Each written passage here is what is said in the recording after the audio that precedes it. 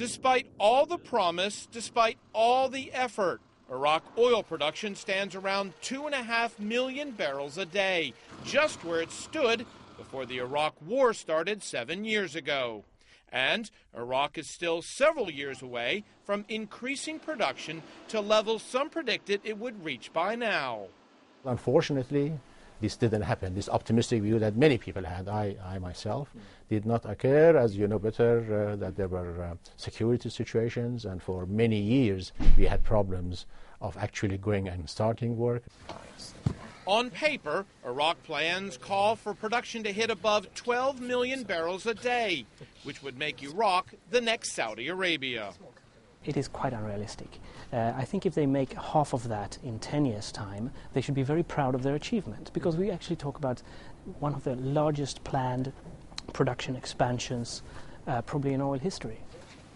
To ramp up its production, Iraq struck 10 service agreements last year with energy majors like BP, ExxonMobil, Petronas, CNPC, and Lukoil.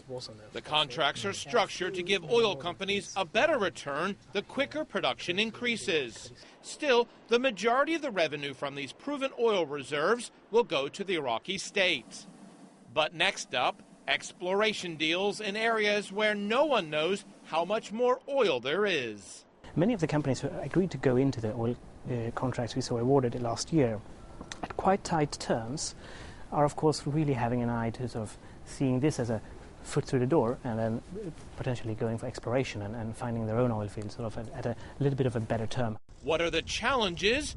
Well, beyond the occasional attacks on the infrastructure, new oil legislation to modernize the country's sector is still stuck in Parliament, while the sheer amount of goods and expert personnel needed to ramp up production is getting stuck in red tape or in small ports or over poor roads.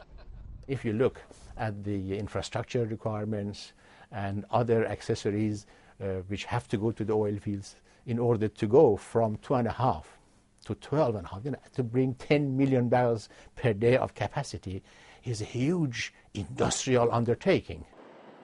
Billions of dollars of oil revenue and natural gas for the country's crippled electricity infrastructure.